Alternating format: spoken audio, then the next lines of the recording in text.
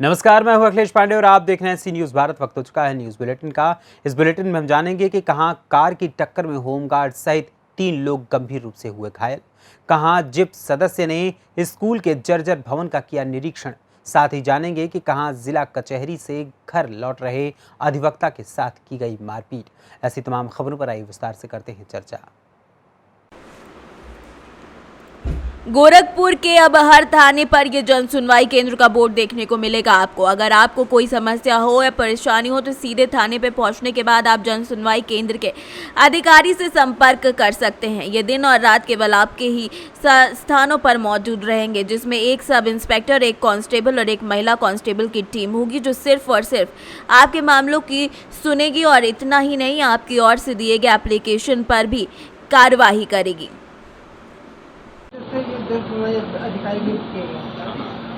देखिए, जैसा कि बताया गया है कि जनपद गोरखपुर पुलिस की सबसे उच्च प्राथमिकता जन शिकायतों का निस्तारण और जन सुनवाई है। इसी उद्देश्य से प्रत्येक थाने पर जन सुनवाई अधिकारियों की नियुक्ति की गई है, जिसमें कि एक सब इंस्पेक्टर, एक कांस्टेबल और मिनिमम एक महिला कांस्टेबल इस टीम के मेंबर्स हैं। कोई भी प्रार्थी अगर थाने पर आता है तो उनकी सुनवाई करने के लिए इनको निश्चित स्थान पर बैठने के लिए निर्देशित किया गया है। प्रार्थियों की समस्या सुनने के लिए उस पर त्वरित और उचित कार्रवाई करने के लिए निर्देशित किया गया है। साथ ही साथ प्रार्थना पत्रों पे जो कार्रवाई हो रही है उसका रिकॉर्ड मेंटेन करने के लिए, इसके अतिरिक्त जो जिला मुख्यालय पर एसएसपी ऑफिस में जो भी प्रार्थना पत्र आ रहे हैं, जो कि एक रजिस्ट्रेशन स्लिप के माध्यम से थाने पर भेजे जा रहे हैं, उसके ऊपर थाना स्तर से क्या कार्रवाई हो रही है और कार्रवाई होने के उपरांत उसकी रिपोर्ट पुलिस ऑफिस में भेजी जा रही है। साथ ही साथ जो प्रार्थी है उसको भी इसकी जानकारी, उसके प्रार्थना पत्र पर क्या कार्रवाई हुई है उसकी जानकारी के लिए भी इनको नियुक्त किया गया है। मैं आपके माध्यम से सभी प्रार्थियों से आह्वान करूँगा कि जब भी आप थाने पर आएँ तो जन सुनवाई अधिकारी को अपना प्रार्थना पत्र दें, अपनी समस्या बताएं। आपकी समस्या का निस्तारण करना इन जन सुनवाई अधिकारियों की जिम्मेदारी है। देखिए, इनको नियुक्त किया गया है पूरे दिन के लिए। इसके अतिरिक्त और रात के समय पर आते हैं तो वहाँ उस समय पर भी जन सुनवाई के लिए पर्याप्त यहाँ पर व्यवस्था रहेगी, उसके लिए ये नियुक्ति की गई। देखिए, इसमें पूरा प्रयास किया जाएगा कि जन सुनवाई अधिकारी जनता की समस्या सुनने के लिए ही नियुक्त किए गए हैं और वो अवेलेबल रहें। यथासंभव इनको बाकी सब कामों से इनकी ड्यूटी नहीं लगाई जाएगी और इनको केवल जन सुनवाई के लिए ही नियुक्त किया गया। सर, राजस्व के मामले निपटाने के लिए संबंधित जो लेखपाल है वो भी इनके टच में रहेंगे? देखिए, बिल्कुल, आज हम और डीएम साहब यहाँ पर थाने पर जो हमारा थाना समाधान दिवस है उसके लिए आए हुए हैं, जहाँ लोकल लेवल पर, ग्राउंड लेवल पर राजस्व के अधिकारी और पुलिस के जो हमारे बीट कांस्टेबल, हल्का प्रभारी हैं, उनके बीच में अच्छा संवाद रहे, जिसके लिए आपस में जो कॉन्टैक्ट्स का इनका या नंबर का एक्सचेंज है वो भी कराया जा रहा है। और ज़मीन संबंधी जो मामले हैं उसमें जॉइंट टीम मौके पर जाकर ही वहाँ पर निस्तारण करे और उसका उचित उसमें जो कार्रवाई होनी है वो की जाए, इसके लिए सुनिश्चित किया जाए।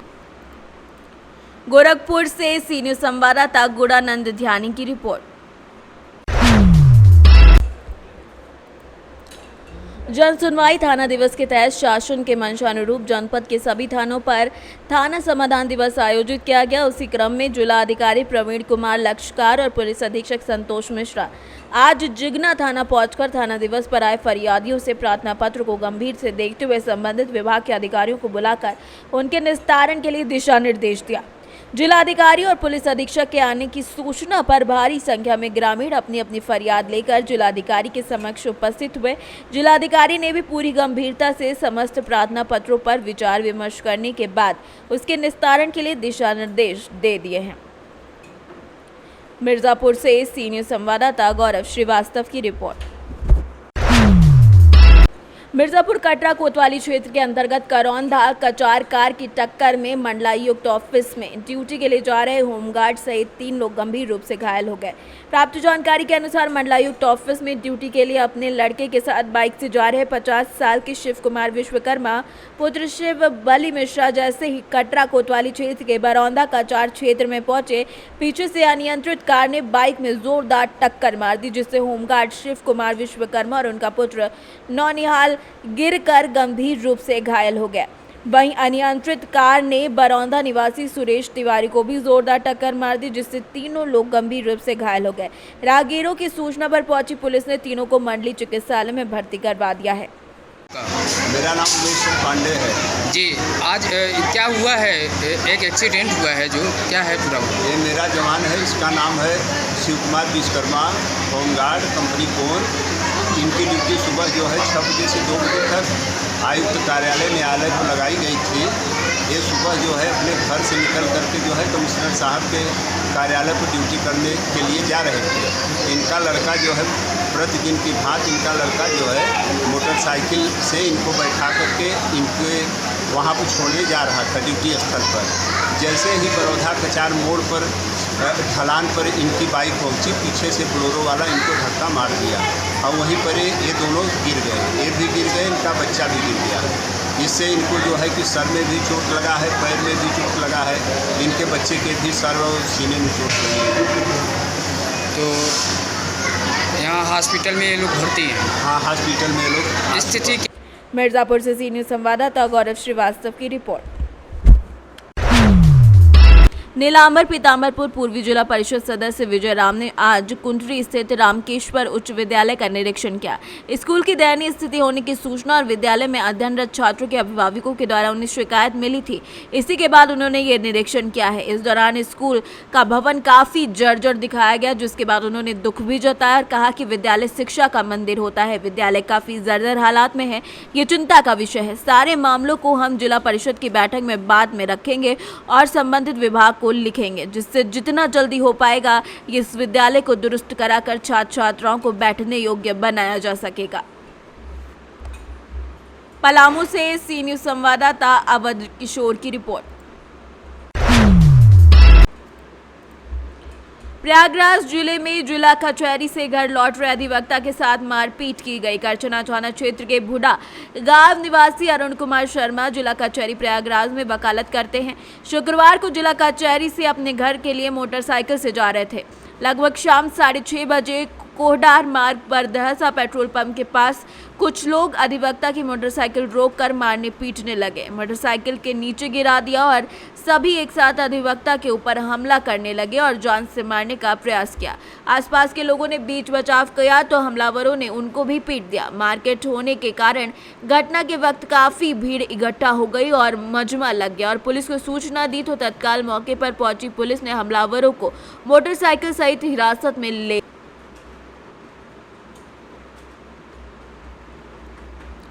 प्रयागराज से सी न्यूज़ संवाददाता मंगला प्रसाद पटेल की रिपोर्ट। छत्तीसगढ़ में अब बच्चे खेल खेल में पढ़ाई करेंगे। दरअसल भूपेश बघेल सरकार ने स्कूली बच्चों को रोचक और आसपास के माहौल को जोड़ने के लिए एक बड़ी घोषणा की है। सरकार ने राज्य के स्कूलों में शनिवार को बैगलेस करने का फैसला कर लिया है। स्कूल शिक्षा विभाग के मुताबिक इस बैगलेस डे यानी कि शनिवार को बच्चे बिना बस्ते के स्कूल जाएंगे। गुरुवार को स्कूल शिक्षा विभाग ने ये घोषणा की है। बेमेतरा से सी न्यूज़ संवाददाता संजू जैन की रिपोर्ट। मध्य प्रदेश के सीहोर में हनुमान चालीसा पर सियासत जारी है। कांग्रेस के छात्र संगठन NSUI के प्रदेश अध्यक्ष आशुतोष चौकसे के नेतृत्व में सैकड़ों कार्यकर्ता आज BDI कॉलेज सीहोर के गेट के सामने भारी पुलिस सुरक्षा के बीच प्रदर्शन और हनुमान चालीसा का पाठ करने पहुंचे एवं प्रशासन से कॉलेज प्रबंधन पर हनुमान चालीसा का पाठ करने के लिए लगाए गए जुर्माने पर कड़ी कार्रवाई करने की मांग की। इस दौरान NSUI के प्रदेश अध्यक्ष आशुतोष चौकसे ने कहा कि BID कॉलेज ने हनुमान चालीसा पर जुर्माना लगाकर हम सबकी आस्था को ठेस पहुंचाया है। इस समय सरकार भाजपा की है। भाजपा हिंदू धर्म के ठेकेदार बनती है, फिर भी कॉलेज पर अभी तक कोई कार्यवाही क्यों नहीं की गई है। चलें जी। आज आप प्रतिनिधि मंडल को मिलने गए हैं, थोड़ा शॉर्टकट में क्या कहेंगे?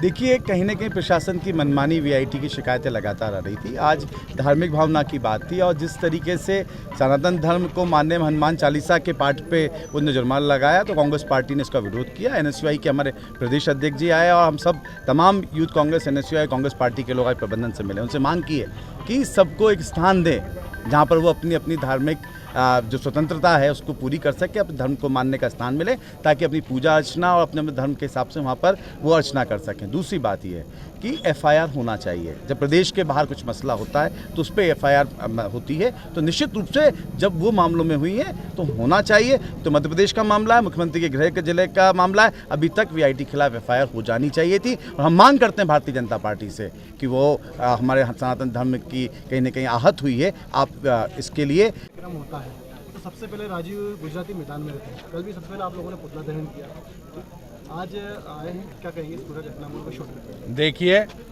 हम सब धर्म को मानने वाले लोग इस घटना के कारण रोष में है। मैं इसकी पुरजोर निंदा करता हूं और एक ही शब्दों में हमारी ये मांग है कि जब तक एफआईआर धार्मिक भावनाएं आहत करने की वीआईटी प्रबंधन पे नहीं होती, तब तक हमारा आंदोलन पूरे प्रदेश में अनवरत जारी रहेगा। सीओर से सीनियर संवाददाता चंदर सिंह बागवान की रिपोर्ट। टीकमगढ़ जिले के दो अलग अलग स्थानों पर 4 मवेशियों की मौत का मामला सामने आया है। वहीं पहला मामला चकरा में है, जहां 2 मवेशियों की मौत और टीकमगढ़ जिले के मोहनगढ़ तहसील अंतर्गत ग्राम जगत नगर में खंबे की स्टिक से करंट फैला और वहां पर भी 2 मवेशियों की मौत हो गई। जगत नगर निवासी राजू यादव ने बताया कि कई दिनों से बिजली विभाग को सूचित किया जा रहा था, लेकिन कोई अधिकारी या कर्मचारी नहीं पहुंचा, जिसमें बिजली विभाग की घोर लापरवाही है। वहीं चकरा के राजेंद्र यादव के द्वारा बताया गया कि सुबह उनकी भैंस और एक पड़िया सुबह घास चरने गई थी कि तभी चकरा स्थित कब्रिस्तान के पास बिजली के नंगे तार टूटे पड़े हुए थे, जिसकी चपेट में आने से दोनों मवेशियों की दर्दनाक मौत हो गई। क्या नाम है आपका? राजू यादव। कहाँ के रहने वाले? जगत नगर की उखड़ा। क्या मामला है? मामला जो है कि भैंस चल रही थी, स्टेज में लाइट आई, तो लाइट आई, उसको लगी लाइट, जो लाइट बोला उनको लाइट को बोली थे, जो लोगों ने लिटका दी लाइट, जो भैंस खत्म हो गई। अभी किसी को सूचना दिया है, वो आसी को दिया, वो आसी तैयार आएगा, देखते गए, कहीं के देख लो साहब, कत्ते में देखता हूँ, बिजली विभाग को भेजता हूँ कोई। डॉक्टर को फ़ोन लगाया तो सर गोल लगाया, गोल वाले नहीं सुनना, फिर उसको टीकॉन लगाया, डॉक्टर भी नहीं सुनना, फिर मुँह वाले डॉक्टर को लगाया फ़ोन, भी नहीं सुन रहा है, कोई नहीं आया अभी तक।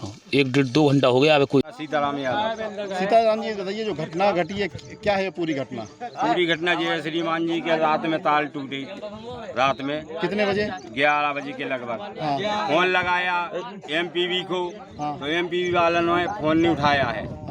और सुबह हमने अपने जानवर छोड़े, 6-7 नंग थे, 2 नंग हमारे उस तार में बीत गए, बाकी भाग गए हैं और 2 नंग मर गए। और हमको पता चला, हम कहे चिल्लाने आदमी के भैंस मर गई। हम अपनी भैंस के लिए भागे, तो जैसे खड़े हैं इस स्थिति में अभी भी खड़े हैं। अब आप क्या चाहते हैं? हम ये चाहते हैं श्रीमान जी के जो लापरवाही एमपी वालन की है, ठीक है। एक बार और टूटा था तो इधर दिन भर डरे रहता है, फोन पर फोन करते रहे शाम के जोड़ने के लिए आज ही लोग। और ऐसी स्थिति बनी रही तो आप लोग क्या करेंगे? जय स्थिति बनी रहेगी तो हम आगे कार्रवाई करेंगे उसके लिए। टीकमगढ़ से कैमरामैन सुंदर अहिरवार के साथ गिरीश कुमार खरे की रिपोर्ट। जनपद उन्नाव के अजगैन थाना क्षेत्र अंतर्गत कोरारा गांव के पास नवाबगंज लखनापुर मार्ग पर अनियंत्रित लोडर पलट गया। एक की मौत और 4 गंभीर रूप से घायल हो गए। ये मामला अजगैन कोतवाल क्षेत्र के लखनापुर रोड का बताया जा रहा है। ये सभी कोरारा गांव के निवासी हैं। सभी लोग कानपुर से गेंदा के फूल बेचकर घर वापस आ रहे थे। लखनापुर नवाबगंज लिंक मार्ग पर नियंत्रित होकर लोडर पास से खेत में जाकर पलट गया, जिसमें सवार 4 लोग गंभीर रूप से घायल हो गए, जहां चिकित्सकों ने एक को मृत भी घोषित कर दिया। मृतक का नाम संदीप कोरारा गांव निवासी बताया जा रहा है। मौके पर पहुंची अजगैन पुलिस ने शव को कब्जे में लेकर पोस्टमार्टम के लिए भेजा और घायलों को चिकित्सा उपचार के लिए नवाबगंज सीएचसी भिजवाया है। उन्नाव से सी न्यूज़ संवाददाता पंकज की रिपोर्ट। फिलहाल के लिए इस बुलेटिन में इतना ही। देश दुनिया की तमाम खबरों के लिए देखते रहें सी न्यूज़ भारत। हर खबर आपके साथ, आपके हाथ।